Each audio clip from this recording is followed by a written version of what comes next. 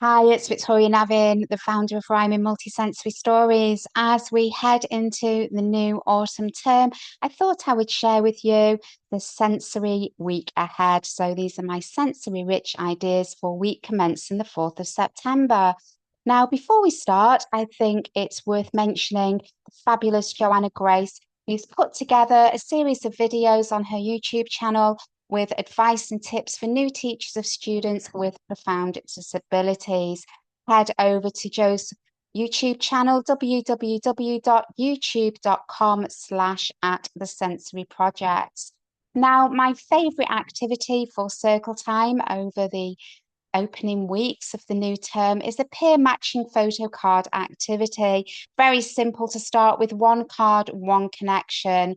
This activity supports recognition as students match photos of their peers, promoting social awareness, identity recognition, and it fosters gentle engagement and communication. All you need is a set of laminated headshots of students, and it's lovely to include staff too, because you might have some new members in your teaching team, or you might have some more different students and a totally new class of students that don't know each other. So invite the learner to select a photograph. Now they can either do this by selecting the photo of the person they want to find, or it's more fun if you just give them the opportunity to select a blank card. Invite the learner to look at the photo and explore the facial features. Gently prompt, can you find this friend? Or who is this? Support the learner in approaching the peer shown, offering a wave, a high five, a smile, or handing the card over, whatever feels comfortable for the learner. Celebrate the connection with a sensory cue: a gentle clap, a high five, a bell, a musical instrument, a verbal praise, or a sensory cue of the learner's choice. Now, this activity can be extended as the days and weeks roll on. You could use a photo board, so that would necessitate two sets, matching sets of headshots laminated, and then you've got your Velcro, and the students can see if they can find themselves and match them on the board, and then see if they can build up to complete the board matching the photos of their peers. 2nd of September, the Great Fire of London. Maybe you want to relax and have some nice classical music on low in the background and engage in some sensory art. This flames in motion is very easy to set up. All you need is a Ziploc bag, red and yellow paint. Seal the bag tightly, and then model using your fingers to make slow wavy motions through the bag onto the paint, forming flame-like shapes. Invite the learner to join in, offer hand over hand support if they would like you to, encourage them to explore the texture and the warmth and the way that the colours shift with the movement. Now, a tip is to warm the paint slightly by placing the sealed bottles into warm water to evoke the heat of the flames. If you wish to explore this as a topic in September or later on in the year, then there is a fully resourced sensory story and sensory rich activity pack that accompanies this topic. And I particularly like the activities around the Samuel Pepys diaries. 3rd of September. Now, there are 6 saints' days to celebrate in September, and the memorial of St. Gregory the Great is the first one. And I chose a theme, and my theme was listening. And this is to reflect St. Gregory's legacy as a teacher and communicator.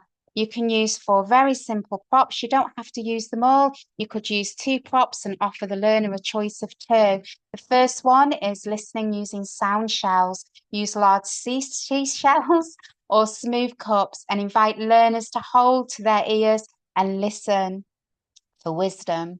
Scented scrolls: roll up soft fabric strips or strips of wallpaper. Offer the student a choice. Would they like them scented with lavender or frankincense? Golden light touch. This is a lovely, gentle activity. Dim the lights in the room. Use a warm torch or golden fairy lights and invite the student to have light gently traced across their hands, arms, or feet. Or have a feather blessing. Invite students to experience the sensation of a feather lightly brushed across their hands. And you could all share a lovely wish for a happy new term. Again, there is a pack that accompanies the 7 sacred saints days. It's called Sensory Saints, A Journey Through 7 Sacred Days. Again, it's a story with sensory rich activities. All of this information you can find on the website on my free teaching calendars. So I've done a little quick walkthrough of how to access that. Head to the website www.rhymingmultisensorystories.com. You can access from the drop-down menu or scroll down the landing page to the bottom left-hand side and click Find Out More. This will take you to the page with the teaching calendars on. If you head to the top, this will always be the latest edition of the calendar. And as you can see, you've got all your activities, you've got your dates listed down there for you to see. Now, I have got some suggestions for the new term for some planning. These are all fully resourced sensory stories. You've got back to school, people who help us, the special school superheroes, autumn equinox. We've got in the 3rd week of autumn, lots of lovely props that you can use, that you can gather outdoors for that story. We spoke about the Great Fire of London and Sensory Saints. And maybe you are planning a sensory harvest festival, celebration, assembly, collective worship. This is the pack for you. It uses 6 simple props with lots of advice and a script of a sensory story that you can use for a whole class celebration. So thank you for listening. I will be back next week with some more tips for the sensory week ahead. Wishing you and your students a lovely, safe and happy half term.